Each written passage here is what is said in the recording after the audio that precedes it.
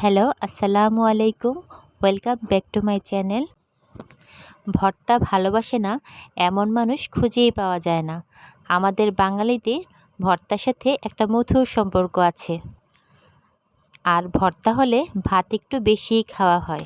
আমি যেভাবে টাকি মাছের ভর্তাটা বানাই সেটা খেতে খুবই মজা হয়। তাই তো আজকে তৈরি করে দেখাবো টাকি মাছের ভর্তা। তাহলে চলুন শুরু করি। তার জন্য প্রথমেই কিছু টাকি মাছ নিয়ে নেব। ধুয়ে পরিষ্কার করে এখানে হলুদের গুঁড়া, মরিচের গুঁড়া ও স্বাদ অনুযায়ী লবণ দিয়ে আর কিছু সরিষার তেল দিয়ে ভালো করে মেখে 15 মিনিটের জন্য মাছগুলো রেস্টে রেখে দেব। তারপর 15 মিনিট পর একটি ফ্রাই প্যানে সরিষার তেল দিয়ে ওই মাছগুলোকে ভালোভাবে ভেজে নেব। মাছগুলো ভালোভাবে ভাজা হয়ে গেলে একটি পাত্রে মাছগুলোকে উঠিয়ে রাখব। মাছগুলো ঠান্ডা হলে মাছগুলোর কাটা বেছে একটি পাত্রে রেখে দেব।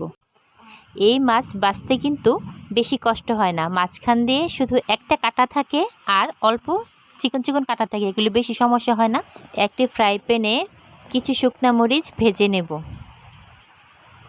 ভাজা হয়ে গেলে এগুলোকে একটি প্লেটে উঠিয়ে রাখব। তারপর রসুন কুচি দিয়ে কিছুক্ষণ ভেজে নেব। তারপর এখানে কাঁচামরিচ ও পেঁয়াজ দিয়ে দেব। এখানে ধনেপাতার কিছু ডাঁটার অংশ দিয়ে দেব। এটা ধনেপাতা থেকে ডাঁটার অংশটা দিলে অনেক বেশি ফ্লেভারফুল হয়। তারপর সবগুলো উপকরণ ভালোভাবে ভাজা হয়ে গেলে এগুলোকে এক সাইড করে এখানে ধনেপাতা কুচি দিয়ে কিছুক্ষণ ভেজে নেব।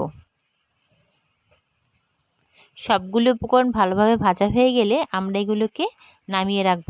এবার পাটার মধ্যে শুকনা মরিচগুলো লবণ দিয়ে ভালোভাবে বেটে নেব। পাটায় বেটে ভর্তা করলে ভর্তার আসল স্বাদটা পাওয়া যায়।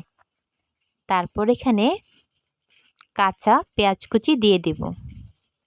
পেঁয়াজ ও মরিচটা ভালোভাবে বেটে নেব। তারপর এখান থেকে ভাজা পেঁয়াজ, কাঁচামরিচ ও রসুন দিয়ে সমস্ত মরিচ বাটাটা বেটে এখানে বেছে রাখা মাছগুলো দিয়ে মরিচ বাটার সাথে ভালোভাবে বেটে নেব। মাছগুলো ভেজে রাখা হয়েছে তাই বাটতে বেশি কষ্ট হয় না। একটা বাটা দিলেই সবগুলো মাছ মিহি হয়ে গেছে। তারপরে সবগুলো মাছ আর মরিচ ভালোভাবে একত্রে মেখে সরিষার তেল দিয়ে ভর্তাটা উঠিয়ে নেব। তো হয়ে গেল আমার শুকনা মরিচ দিয়ে এক ধরনের ভর্তা। এটি খেতে খুবই মজা হয়। এখন দেখাবো কাঁচামরিচ দিয়ে টাকি মাছের আরেক ধরনের ভর্তা। এখানে কাঁচামরিচ ও ধনেপাতার পরিমাণটা একটু বেশি দিতে হয়, তাহলে ভর্তার স্বাদটা দ্বিগুণ হয়ে যায়। এখানে ভেজে রাখা পেঁয়াজ, রসুন, কাঁচামরিচ ভাজাটা দিয়ে দেব। তারপর ভেজে রাখা ধনেপাতাগুলো দিয়ে ভালোভাবে বেটে নেব। তারপর এখানে বাকি মাছগুলো দিয়ে দেব।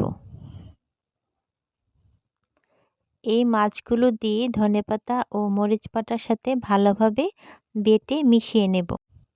একটু কাঁচা পেঁয়াজ ও ধনেপাতা দিয়ে ভালোভাবে মিশিয়ে উঠিয়ে নেব। এই ভর্তার মধ্যে ধনেপাতার পরিমাণটা একটু বেশিই দিতে হয়, তাহলে টাকি মাছের ভর্তাটা খেতে ভীষণই মজার হয়।